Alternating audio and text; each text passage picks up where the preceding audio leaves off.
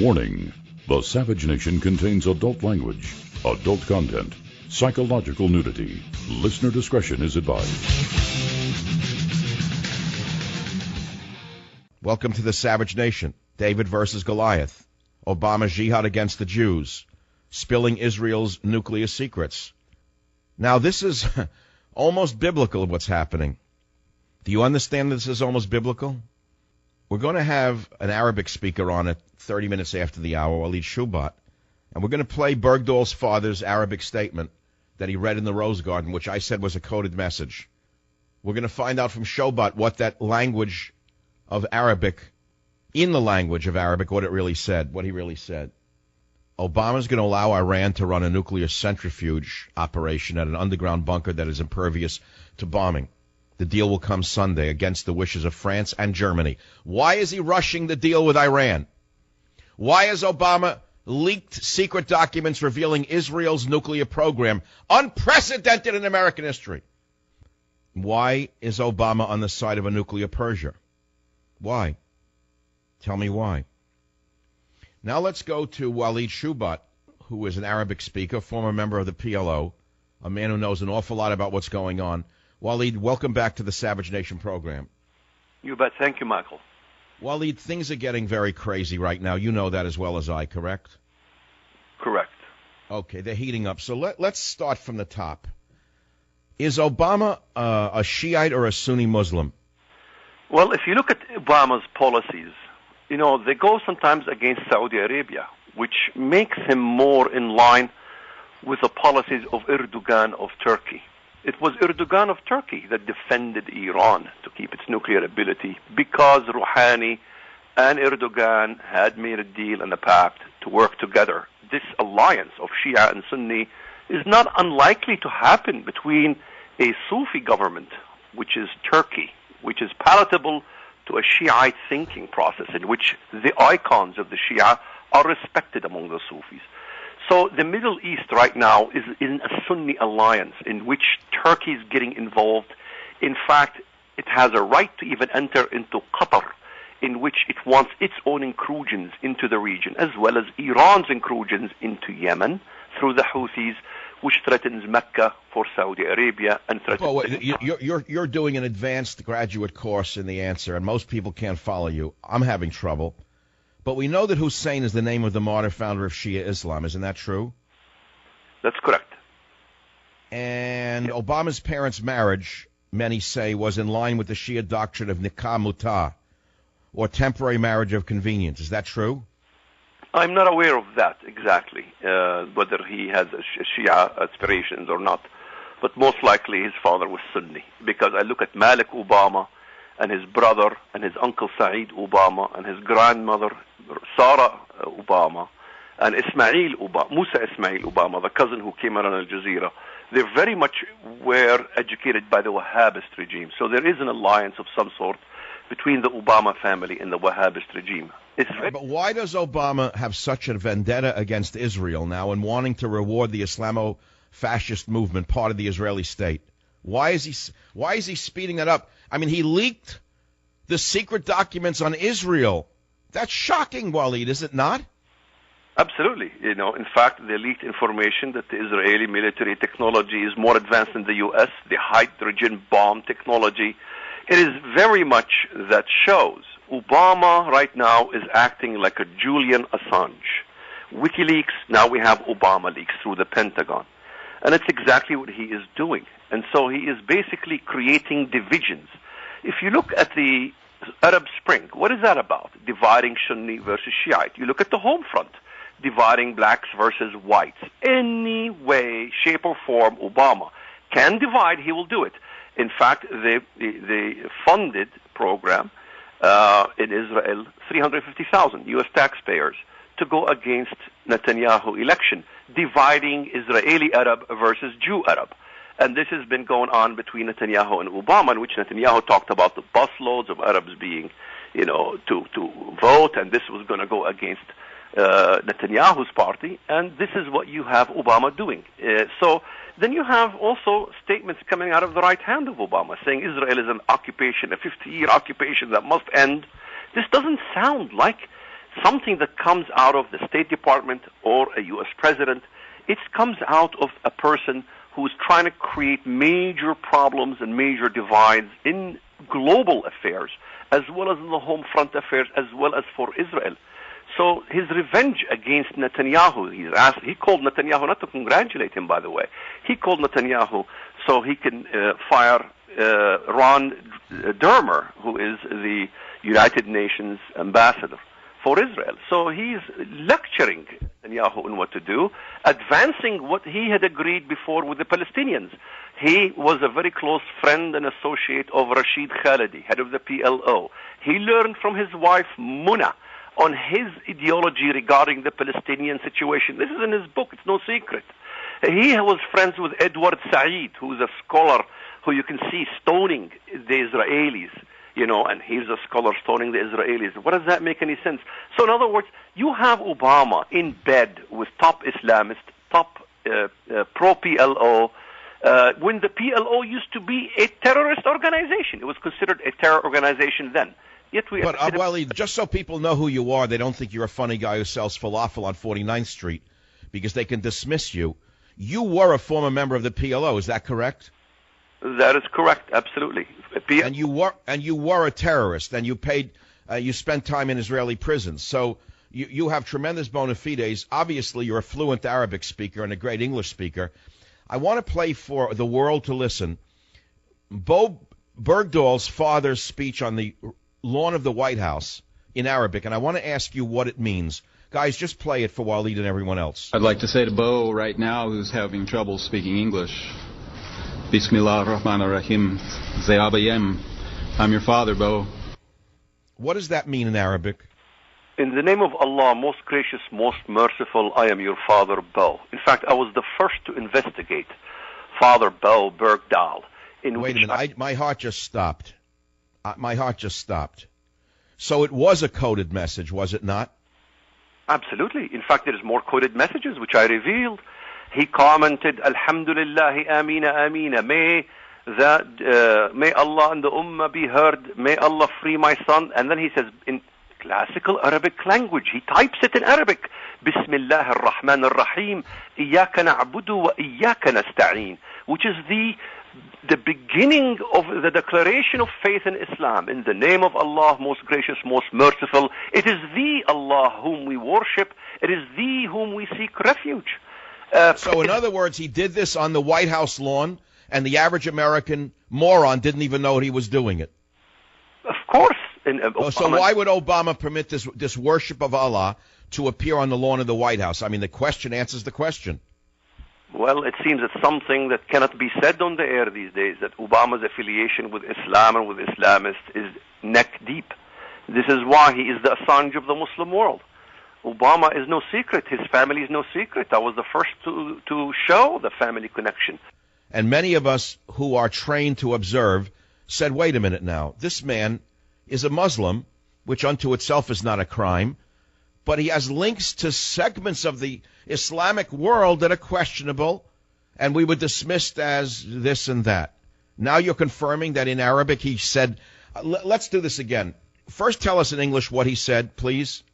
Well, I can tell you, Alhamdulillahi Rabbil Alameen, which means, praise be to Allah, the Lord of the worlds, this world and the underworld.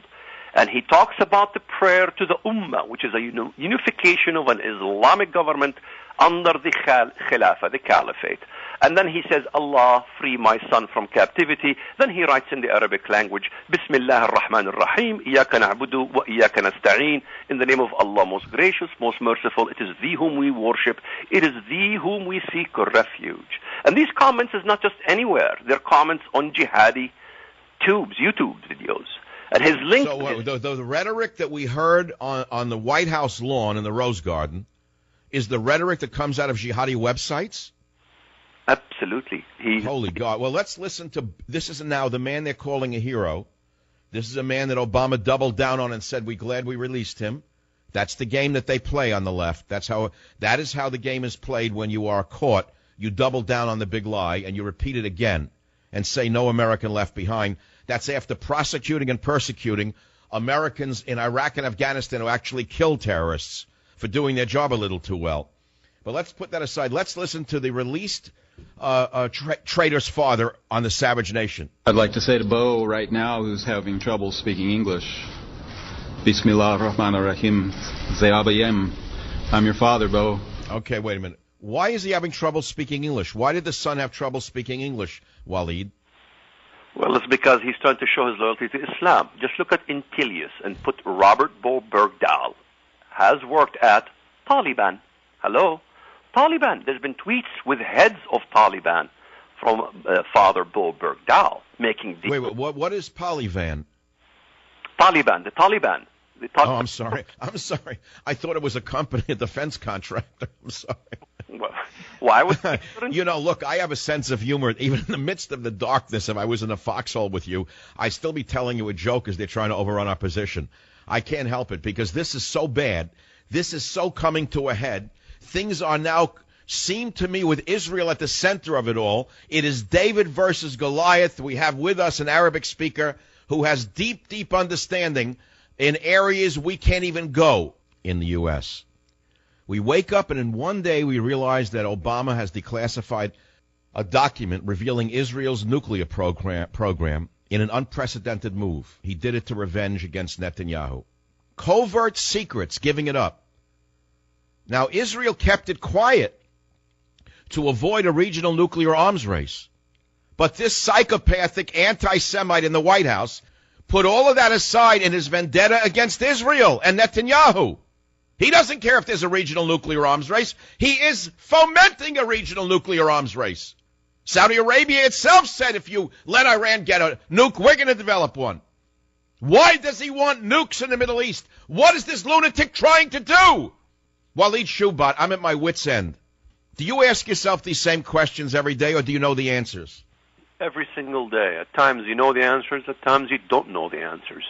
Because you cannot tell exactly what his alliances are at some points in time. But you can tell that he is working with nefarious characters, going back to, say, to the Bergdahl situation. I mean, why is Obama also releasing top Taliban officials? In fact, it was Bob Bergdahl's father who was in direct communication with both President Obama and one of the top 3 Taliban spokesperson, Abdul Qadir Balkhi. What's his relationship with Balkhi? A top Taliban spokesperson in which he sent him a message, and we have it. I am still working to free all Guantanamo prisoners. Allah will repay for the death of every Afghan child. Ameen. Amen.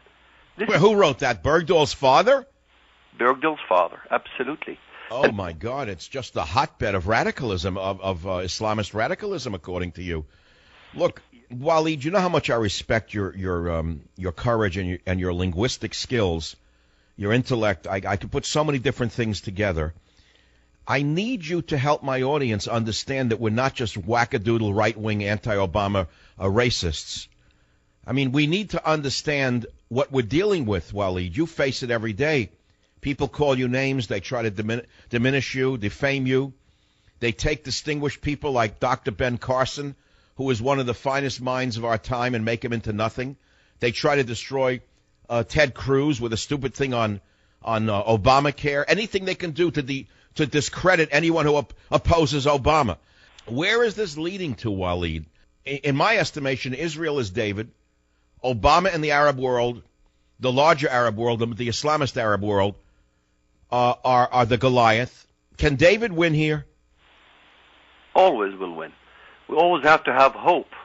And we always have to know that the major superpower is God. Not Iran, not Turkey, not the United States.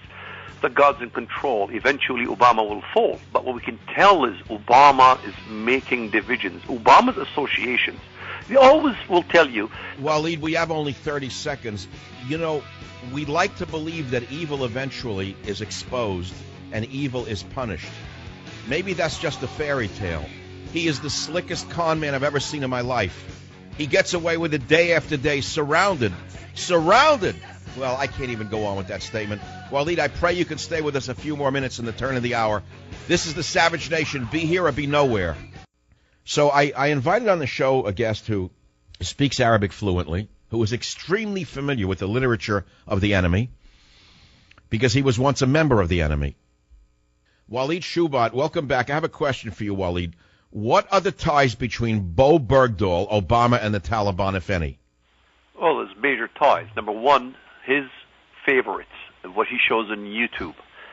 It reveals a very dark mind, collector of litany of terrorist favorites, videos of training how to become Muslim jihadist. Wait, you're losing me, Walid. Whose videos?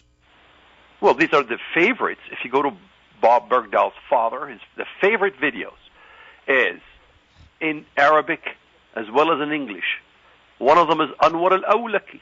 In other words, he links to websites, to YouTube videos, urging American troops to desert. Who, the father does? The father does? Absolutely. I have the link. Well, sometimes I'm shocked by my own intuitive insights, because I have said the father should be investigated from the get-go when I heard him speaking in Arabic. Well, what's his communication then? Somebody has to explain to us in the White House. Why was he communicating with Khairullah? Why was the release of these terrorists? When he talks about, may Allah release all the mujahideen from Gitmo, what's he talking about? He's talking about in favor of the terrorists. And Obama then releases the terrorists. Who are they? Khairullah Khairikhawa. He's interior minister of the Taliban regime. You have Mullah Nurullah Nouri. He was responsible for the Balkh province. In fact, the very spokesperson he was talking to was, he was the spokesperson when there was an explosion in the U.S. Embassy, was attacked in Kabul. And so this is a man who's very much well connected with top Taliban officials, as well as he's connected with President Obama, in which he is telling the enemy, I will work on releasing Guantanamo. And you have an actual release of terrorists from Guantanamo. So the question becomes, is that American people have a right to know, what is this relationship between Bergdahl and President Obama? There's a relationship. Obviously, he comes in the White House, everybody in the world's side. Do we think he's an Islamist just because he's trimmed his mustache and elongated his beard? This comes, by the way, from Islam. Which means grow the beard and trim the mustache. Father has the same thing as the son. The son has been found guilty for basically abandoning his position. And, treason from the top. As I said to you, we have a Julian Assange in the White House named Barack Hussein Obama. Why is it that there's such a protection of a man who was so grossly incompetent and suspicious? Well, it is a war that me and you both are familiar with. It is a war not just against us, against Judeo-Christian ethics itself in America. That's the war of the liberal. That's the war of Jimmy Carter. This is why even Jimmy Carter looked the other way when Shah Pahlavi was asking for help from the U.S., which started the first Islamic revolution in Iran. Yes. Oh, I know Jimmy Carter is the reason that Khomeini came back from exile in London and started this cancer. I know that. But then Obama continues the war in the Arab Spring. He continues the war when he goes to Egypt. Despite knowing that the Muslim Brotherhood is a terror entity, he insists that the Muslim Brotherhood be present, which gave the credence to the Muslim Brotherhood in Egypt, which began the fiasco in the entire Middle East, which began a revolution in Tunisia.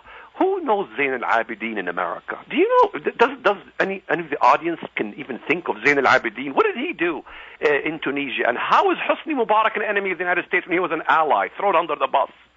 And why are we alienating al-Sisi? Abdel Fattah al-Sisi, he wants to work with the U.S. Even you have Bashar al-Assad who wants to work with the U.S. The Judeo-Christian culture is protected under those entities.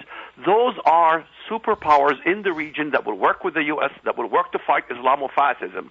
Yet we partnered as a country with Turkey, who's interested in consuming other countries, with Iran, whose only interest is to consume other countries, which is doing right now in Yemen. And we are alienating the countries who are trying not to be consumed, like Egypt, like Syria.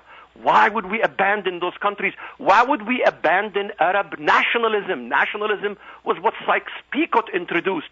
And Obama wants to reverse Sykes-Picot. Erdogan wants to reverse Sykes-Picot. And ISIS wants to reverse Sykes-Picot. In other words, they want to reverse nationalism and go back to Islamism, correct? That is correct. Okay, so let's go back. Let's go back to this unknown senator from Illinois What is the symbol or campaign logo of the Obama administration when he was running? What are these Obama bumper stickers? Let's see. A blue crescent over fallen red and white stripes. But Walid, what is the crescent? Is that not the symbol of Islam? Absolutely. What motivates Barack Hussein Obama? He seems, and correct me if I'm mistaken, to be promoting Shia Islam over Sunni Islam. Is that correct? That is correct. At the moment, yes. That's what he's doing exactly. The U.S. forces are working with the Iranian forces. The Iranian forces, what do they have? 30,000 troops from Iran, Asa'ib al-Ahrar and Soleimani. These are agents of the Iranian government. They are from Iran, trained by Iran, and they are occupying currently Iraq, which now we're very... Right. And they're using our Air Force under our Commander-in-Chief to act as their Hessian Air Force. Okay.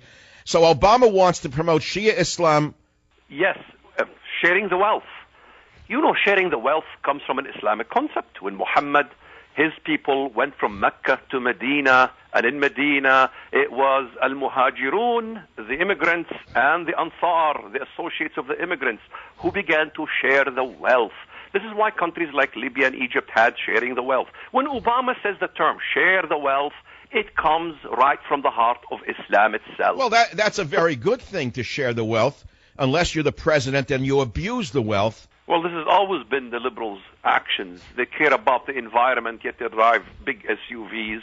They talk about sharing the wealth, but they want to share my wealth and your wealth. Whatever you have, they want to share it with whoever votes for them. And this is why they destroy the whole election system, in which now you want more money, you better vote for me. We want to basically legalize all the illegal immigrants in this country, to flood this country and change its demography completely, inside out and forever. This is why Obama is doing his policy. All right. Well, look, there's too much information for the average person to absorb, let alone to say, I can't listen to this anymore. They're going to get frightened.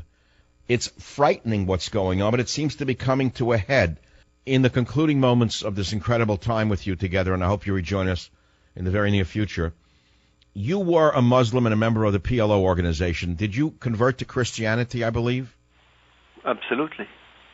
Okay. So do you believe biblically that Israel can survive? Absolutely. In fact, Obama's doing is trying to divide and to create the focus on Israel. This is why he wants to establish a Palestinian state, to focus on Jerusalem. Right now, if you ask an ISIS terrorist, why he's hated by the Muslim world, is because he's not focused on Jerusalem. Iran, Shia-Sunni divide will end the moment that Obama succeeds in making the Muslim world focus on the issue of Jerusalem. This will unite both Shia and Sunni, will unite Iran and Turkey and all the other Islamic states into an invasion in Israel. In fact, my conversion started when I read Zechariah, the prophet. I will make Jerusalem a trembling cup to all surrounding nations. Then you will see Israel unleashing its hydrogen bombs. Let the world know what Israel have, that's fine. But what the world will see, what Israel will do, when it is threatened, when you threaten Israel to the point of giving up Jerusalem, that's where the buck ends. That's where Israel will revive and will rise as a power to show the nations. It will unsheath its strength. It will unleash hell on these Islamic powers, and the world will see the true power of Israel. And then the whole world will begin to realize that God is in control.